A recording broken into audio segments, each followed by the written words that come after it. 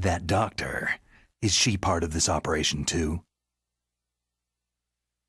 She was in charge of Foxhound's gene therapy. She knows more about those men than anyone else. So, she's used to seeing men naked. Make no mistake, I'm not a nurse, I am a scientist. By the way, what was that injection for? It's a combination of nanomachines and an anti-freezing peptide so that your blood and other bodily fluids don't freeze, even at subarctic temperatures. Nanomachines? Not just one kind either. There are different types which will replenish the supply of adrenaline, nutrition, and sugar in your bloodstream. Now I don't have to worry about food. I also put some nootropics in there. Say what? Nootropics, a class of drugs which will help improve your mental functioning. It'll make me smarter, huh? Anything else? Yes. It's a type of stimulant. It'll keep you alert and responsive for 12 straight hours. That was quite a cocktail. Anything else in there? Those nanomachines will also keep your Codex batteries charged up. I guess I can call you when I'm ready to go on a diet. You're welcome.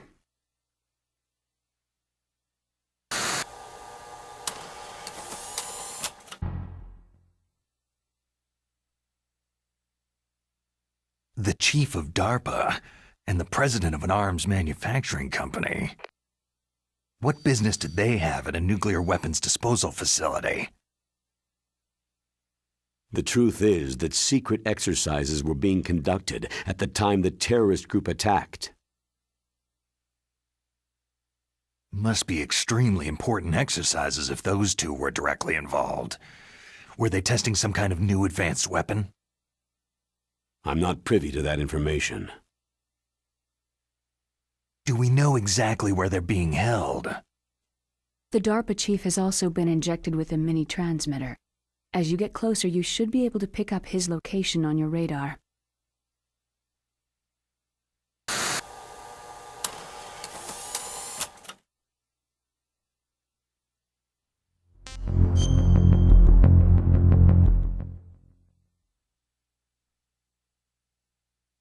Do they really have the ability to launch a nuclear missile? They say they do. They even gave us the serial number of the warhead they plan to use. Was the number confirmed? I'm afraid so. At the very least, they've got their hands on a real nuclear warhead. Isn't there some kind of safety device to prevent this type of terrorism? Yes. Every missile and warhead in our arsenal is equipped with a PAL, which uses a discrete detonation code. PAL? Permissive Action Link. The safety control system built into all nuclear weapon systems. But even so, we can't rest easy. Why not? Because the DARPA chief knows the detonation code.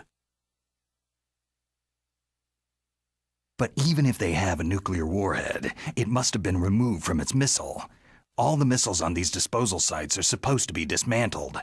It's not that easy to get your hands on an ICBM. That used to be true. But since the end of the Cold War, you can get anything if you can pay the money.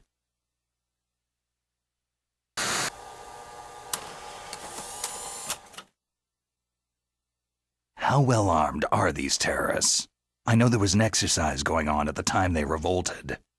They're heavily armed, I'm afraid.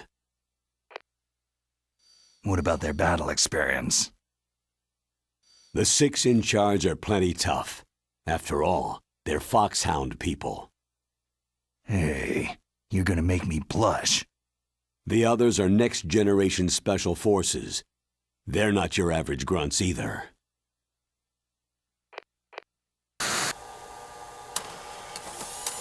What exactly are they demanding? A person's remains. Remains? That's right. To be more accurate, cell specimens which contain the individual's genetic information. Cell specimens? Why would they want that? The terrorists need them. You see, these next-generation special forces have been strengthened through gene therapy. Genes? Strengthened? You've heard of the Human Genome Project.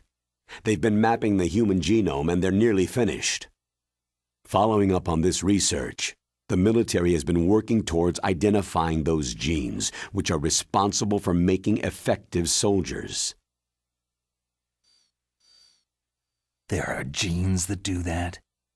Yes, and using gene therapy, they're able to transplant those genes into regular soldiers. Gene therapy? I'll explain this part. With gene therapy, it becomes easy to remove genes that cause sickness and disease, or, alternatively, to splice in additional genetic material. In other words, we can overcome all sorts of genetic diseases and at the same time add genetic characteristics as desired. Okay, and so if you knew what genes were responsible for making the perfect soldier, you could implant them in the same way, right? Yes, we could. But it all depends on being able to isolate and identify those soldier genes. And in order to do that, it's helpful if you can study the genetic information of one of the greatest soldiers ever.